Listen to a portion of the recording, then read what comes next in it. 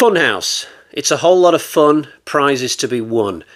It's a real wacky show where anything goes. But that's enough about the British game show version of Funhouse. Let's talk about the American movie version.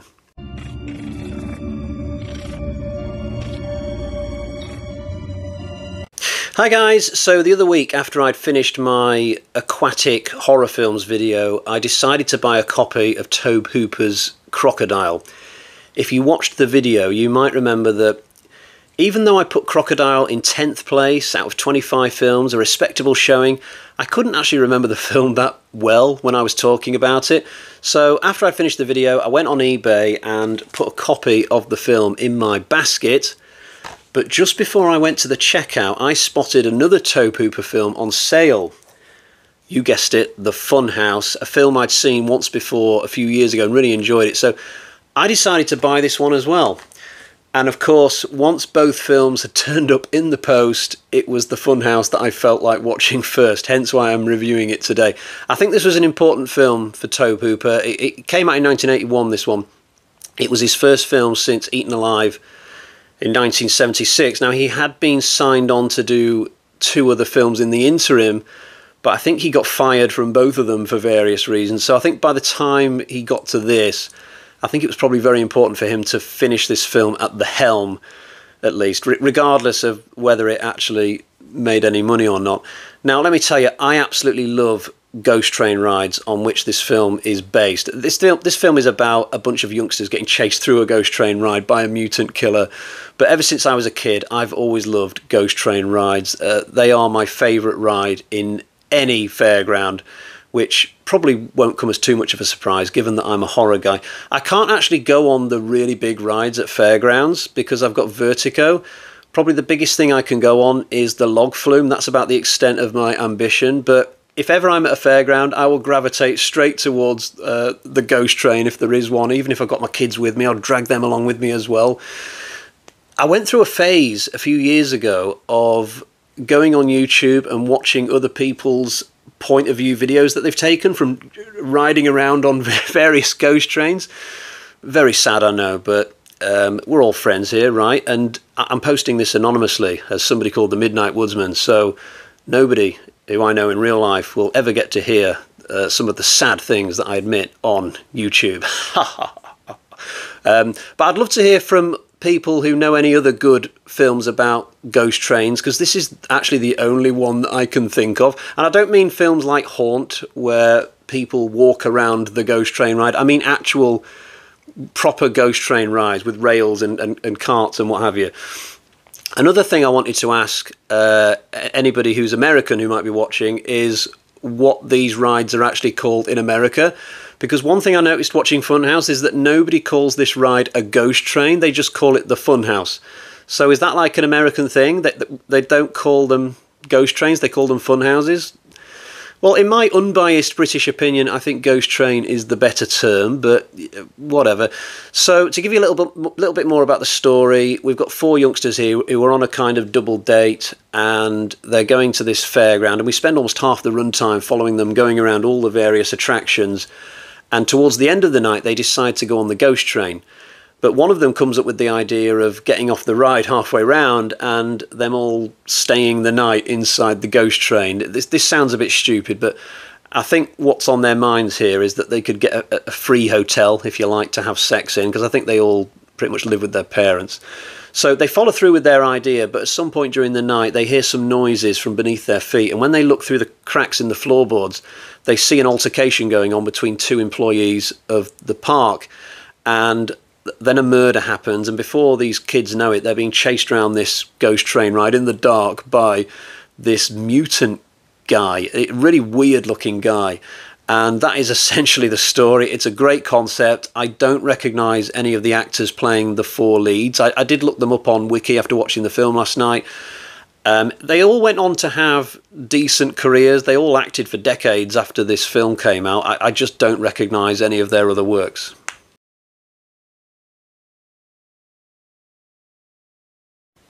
They say a horror film is only as good as its killer. I might have made that up actually.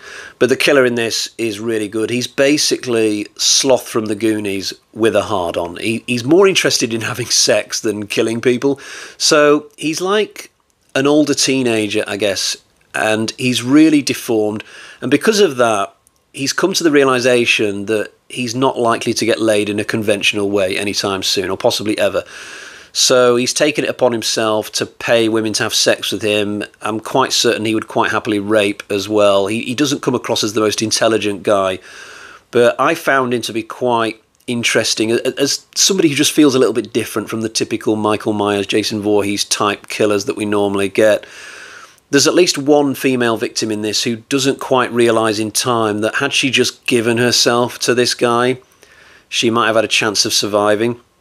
But I like how this killer is kept a mystery for a lot of the film. We don't see his face until like the last 20-30 minutes. Before then, he's in the movie, but he's wearing a Frankenstein mask. And it's interesting to look back on his first scene in the movie with the benefit of hindsight, because we first see this guy outside the ghost train. He's in charge of letting people on and off the ride. I don't know if he would have been there all night, because whenever I've been to a fairground, they always rotate the staff, but whatever. We see him outside the ghost train, and we see the train come back out from the ride with no people on it because our protagonists have just got off the thing inside. And he doesn't notice, and I think the reason he doesn't notice is because his head's in the clouds. He's already thinking towards the end of the night when he's going to pay up this fortune teller to have sex with him. So he's not really concentrating on what's going on, and that's how the protagonists are allowed to get away with what they're trying to do. But this is a nice way to tie the killer's MO, his personality, into the main plot, because I think the easy way to get the action going in this film would have been to just have the killer notice that the carts are empty and then him to storm into the ghost train, and then the chase would begin like that.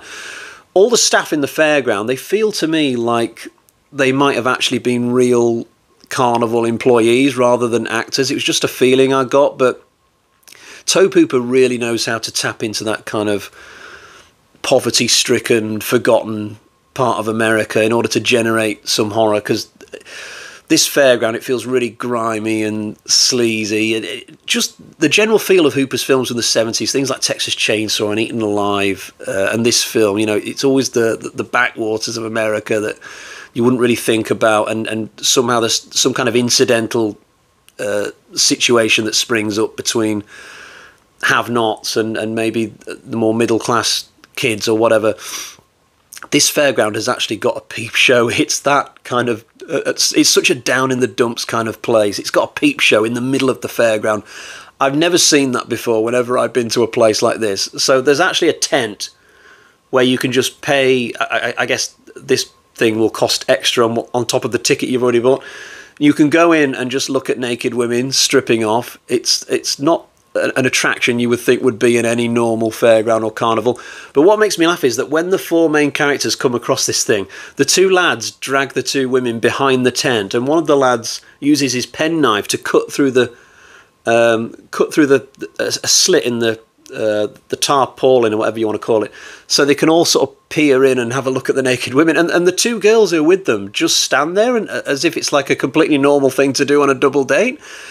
To all you single guys out there, next time you take a woman out for dinner and say you're in a town centre or something, before you get to the restaurant, just try taking your date down a little side alley to where the local strip club is. Take her round back and just peer in the window to see if you can get a glimpse of all the women on show who are pole dancing or whatever. I guarantee that when your head comes away from that window, your date will already be halfway home. You will have blown it. It's over. It's done. But the two girls in this movie, they just stand there and let these two lads get on with having a little peep show. You'd think there would have been some little bit of dialogue in there, like one of the girls would have crossed her arms and gone, "Oh, come on, Johnny, just stop messing around." There's nothing like that. They just happily go along with it. But I'm not going to mark the movie down because of that, because I just think it's the most hilariously unintentional moment.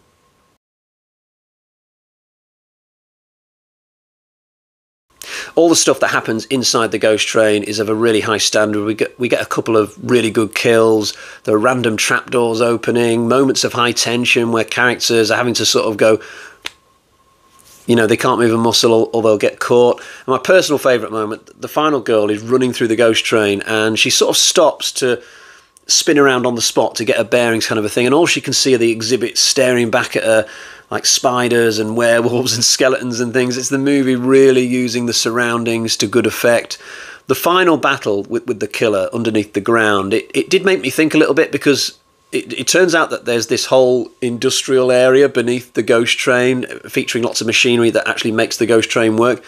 But I was thinking all the way through the film that this would be the sort of fairground that would be temporary. It would just, you know, come into this town and then move somewhere else. But I'm guessing that it must be a permanent fairground in this story, to have all this infrastructure that seems to be permanently there to me. But it's a really good place to have a final confrontation, because you've got this great sound mix with the clunking machinery, and it's sort of hiding the placement of the killer in amongst all this stuff. And it doesn't overstay its welcome either. It's not more than like 2 or 3 minutes long, this final fight. And the final death of the killer is really satisfying. Seeing him get caught up in these cogs, and this death would absolutely be more gory if the film came out now. Like, I think the last we see of this guy in his death throes, he's just sort of trapped in the machinery and there's no blood. But if this came out today, I mean, he would be dissected. The top of his body would be going around on the rails like a pig on a hook, and we see all the entrails coming out and stuff. On the whole, this movie is really fantastic. I do have a couple of negatives that I'm just quickly going to cycle through. So firstly, there's an annoying subplot with a child in this. So the main final girl's brother follows her to the fairground, and we keep cutting back to him as he's looking around the fairground for his sister, but it's all kind of pointless. It doesn't really add anything. And I thought this situation was going to get worse, actually, because I thought, well, if they're showing this brother, then obviously it's all going to tie in at the end. He'll probably show up and be involved in the final fight, a bit similar to how it ends with Friday the 13th Part 5. But actually, this kid gets written out of the film, strangely, with about 20 minutes left or so. And I was happy about this, but at the same time, I thought to myself, well, what was the point of that whole subplot then of him even turning up? Although the fact that the kid is at the fairground does give us one really cool moment. So he gets a little bit too close to the ghost train. He's just kind of investigating. And the main killer just takes a break from chasing all the others to pop up in this little hole in the ground at the front of the ghost train, just go, rah!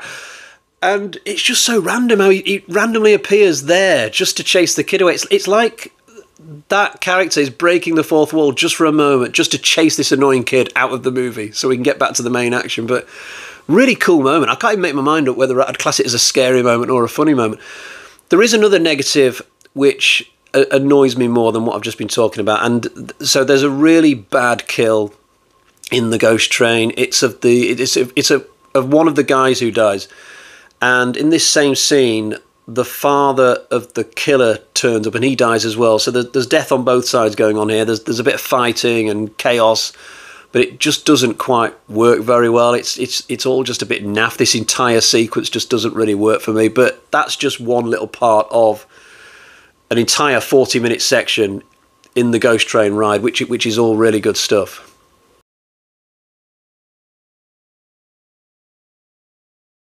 So just to quickly talk about the four main characters a little bit more before I wrap up. There's not much depth to these people, but none of them are annoying. That's the crucial thing. But just to focus on the two girls in particular. So I got the impression from an early stage that the main final girl in this, and I can't remember any names sadly, I figured that she's more or less the traditional final girl, inexperienced in dating, probably a virgin, but, you know, whiter than white for the most part. Whereas her friend, the secondary girl, I figured, oh, this girl's probably got a bit more experience. She's probably on like a third or fourth boyfriend by this point. But strangely, it's the final girl who gets her breasts out in this twice, whereas the secondary character keeps her clothes fully on. And it's not normally done that way, is it? I mean, what happens in this film is basically the same as if in Halloween Jamie Lee got them out, whereas Linda just kept herself fully covered. It's just a little bit odd. I don't know if it's just a completely random thing that Tobe Hooper gave no thought to, or whether it's a case of the actress playing the secondary girl just didn't want to do anything like that, so they had to ask the final girl to do it because they definitely wanted some nudity in the movie. I've no idea, but it's just something that I noticed. Let's move on to talking about the Blu-ray. I held it up briefly earlier. This is a really high-quality copy of the Funhouse from Arrow. I looked into buying this a few years ago, and it was £17, £18, so I decided to give it a swerve. But at the moment, in the UK at least, you can get this film for just £10 through HMV. They've got it on sale, so it's a good time to buy it.